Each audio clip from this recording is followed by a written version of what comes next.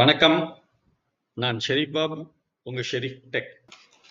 இன்னைக்கு நாம ஏஐ மாயத்தை கொஞ்சம் அவுத்து பார்க்கலாமா? சரி, இந்த ஏஐனா என்னங்க? ரொம்ப சிம்பிளா புரிஞ்சுக்கலாமா?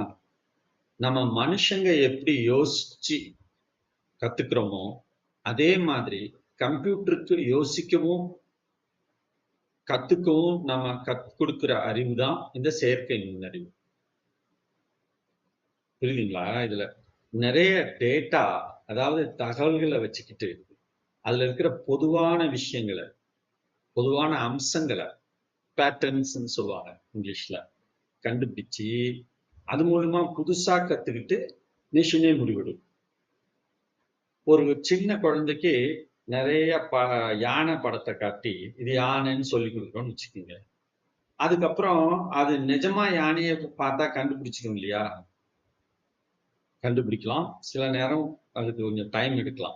ஏன்னா போட்டோல பார்த்த யானைக்கு நிஜ யானைக்கு வித்தியாசம். இப்படி இந்த வித்தியாசங்கள் எல்லாம்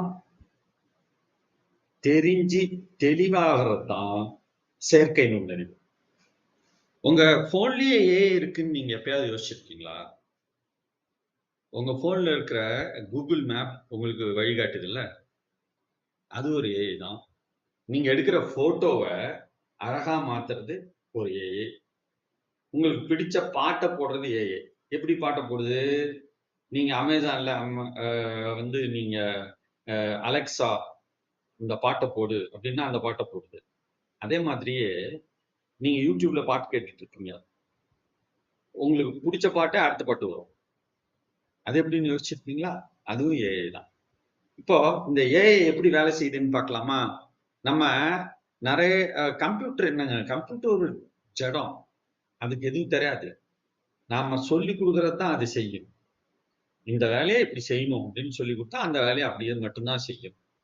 ஓகே, இப்போ நிறைய தகவல்களை ஒரு கம்ப்யூட்டர் கொடுக்குறோம்.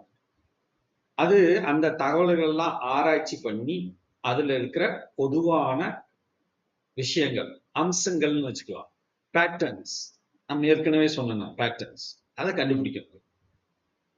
இதை இப்படி கண்டுபிடிக்கணுங்கிறத அதுக்கு ஏற்கனவே நம்ம சொல்லி வச்சிருப்போம், சொல்லி கொடுத்து வச்சிருப்போம். உதாரணத்துக்கு நிறைய பூவோட போட்டோ காட்டி இது ரோஜா பூன்னு சொல்லி கொடுத்தோம்னு வச்சுக்கோங்க. புதுசா ஒரு ரோஜா பூவை பார்த்தா அது ரோஜா தான்னு அதுவே கண்டுபிடிச்சோம். கொஞ்சம் கலர் வேலையா இருக்கலாம், கருப்பு ரோஜாவா இருக்கலாம், சிவப்பு ரோஜாவா இருக்கலாம், இருந்தாலும் அது ரோஜா பூங்கிறது கண்டுபிடிச்சோம். இதுக்கு பேர் தான் மெஷின் லேர்னிங் அப்படின்னு சொல்றாங்கல்ல. நீங்க இந்த வார்த்தையை கூட நிறைய கேள்விப்பட்டிருக்கீங்க. ஏஐனாவே மெஷின் லேர்னிங்பாங்க.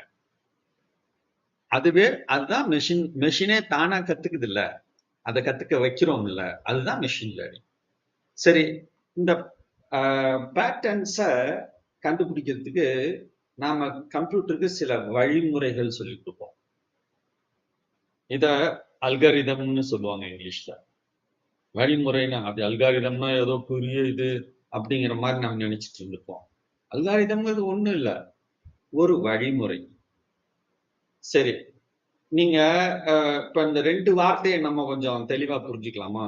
பேட்டர்ன்ஸ்னா என்னன்னு முதல்ல புரிஞ்சுக்கலாமா? நீங்க ஒரு புளிய மரத்தை பார்த்தா அதோட இலை எப்படி இருக்குது அப்படிங்கிறத வச்சு இது புளிய மரம், அந்த காயை வச்சு நம்ம புளிய மரம் கண்டுபிடிச்சிருவோம். அது ஒரு பேட்டர்ன்.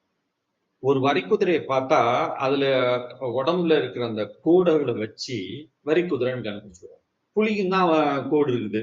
அப்ப புலிக்கும் வரிக்குதிரைக்கும் எப்படி வித்தியாசம் படுத்தணுங்கிறதையும் நம்ம சொல்லி கொடுப்போம். அப்போ இந்த மாதிரி கோடு இருந்து இப்படி அமைப்புல இருந்தா அது வரிக்குதிரை, இந்த மாதிரி கோடு இருந்து இப்படி ஒரு அமைப்பு இருந்தா அது புலி அப்படிங்கிறத மெஷின் கண்டுபிடிக்கும். புள்ளி வச்ச ஒரு சிறுத்தையை பார்த்தா அதுல இருக்கிற புள்ளி ஒரு குறிப்பிட்ட மெத்தட்ல இருக்கும். அதே மாதிரி புள்ளி மானுக்கும் சிறுத்தைக்கும் எப்படி வித்தியாசம் கண்டுபிடிக்குங்கிறது சொல்லி கொடுப்போம். இதெல்லாம் தான் பேட்டர்ன்னு சொல்றது, அதாவது பொதுவான அம்சங்கள்னு சொல்றது. இந்த மாதிரி ஏஐக்கு நம்ம நிறைய தகவல் கொடுக்குறப்போ அது என்ன பண்ணுன்னா திரும்ப திரும்ப வர விஷயங்களை, அதாவது ஒரு சிறுத்தைன்னா இப்படி ஒரு மிருகம் இருக்கும், அதனுடைய உடம்புல புள்ளி இருக்குங்கிறது திரும்ப திரும்ப வரும்போது அது வந்து அந்த அடுத்தாப்படி அதை பார்க்கும்போது தானா அது சிறுத்தைன்னு கண்டுபிடிச்சிடும். ஒரு யானை படத்தை காட்டும் போது யானைன்னு கண்டுபிடிச்சிடும்.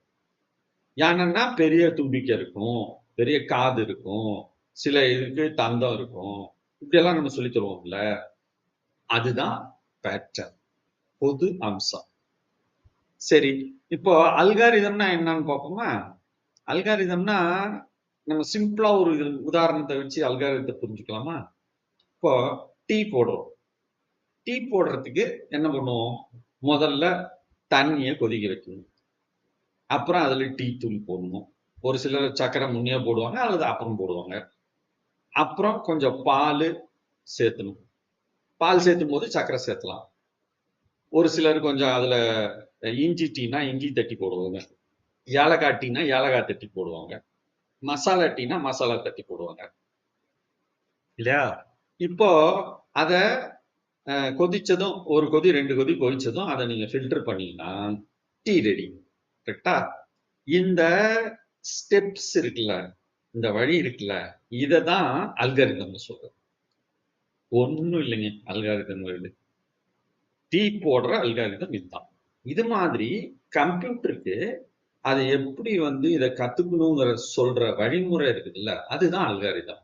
முதல்ல நம்ம பேட்டர்ன் பத்தி தெரிஞ்சுக்கிட்டோம், இப்போ அல்காரிதம் பத்தி தெரிஞ்சுக்கிட்டோம். அதுலதான் அப்படித்தான் குழந்தைங்களுக்கு நிறைய யானை படத்தை காட்டி இது யானைன்னு சொல்லிவிட்டு அது குழந்தை யானைன்னு கண்டுபிடிச்சது. அதே மாதிரி மிஷினுக்கு வந்து நிறைய ரோஜா பூ காட்டி நீங்க கத்து கொடுத்தீங்கன்னா ரோஜா பூ அடுத்த தடவை ஒரு ரோஜா பூவை பார்க்கும்போது ரோஜா பூன்னு கண்டுபிடிச்சோம். படத்துல இருக்கிற யானைக்கும் நேர்ல இருக்கிற யானைக்கும் வந்து எப்படி தெரிஞ்சுக்கிறது அப்படிங்கிறதையும் நம்ம சொல்லி கொடுத்தோம். இது படத்துல இருக்கிற யானை, இது நேர்ல இருக்கிற யானை அப்படிங்கிறத, படத்துல இருக்கிற யானைங்கிறத ஒரு போட்டோ அல்லது இமேஜ்ல சொல்லி கொடுக்கலாம். நேர்ல இருக்கிற யானைங்கிறத ஒரு வீடியோ மூலமா சொல்லி தரோம். கரெக்டா? இதுதான் வந்து ஏஐல நம்ம பேட்டர்ன்ஸ் அல்காரிதம் வச்சு நம்ம சொல்லி கொடுக்கிறோம். சோ ஏஐ வெறும் ஒரு ஒரு கம்ப்யூட்டர் ப்ரோக்ராம் இல்ல, மட்டும் இல்ல. இது நாம கத்துக்கிற விஷயங்களை வச்சு நம்மள மாதிரியே யோசிக்கிறதுக்கும் செயல்படுறதுக்கும் கத்துக் கொடுக்கிற ஒரு டெக்னாலஜி தான் ஏஐ. இது மாதிரி இன்னும் நிறைய டெக் மாயாஜாலங்களை தெரிஞ்சுக்கலாமா? அடுத்தடுத்து வீடியோல நம்ம இதை பத்தி நம்ம பேசலாம். நீங்க மறக்காம இந்த வீடியோவை சப்ஸ்கிரைப் பண்ணுங்க, லைக் கொடுங்க. இதுதான் எங்களுக்கு இருக்கிற ஒரு பெரிய உற்சாகம். நன்றி, வணக்கம்.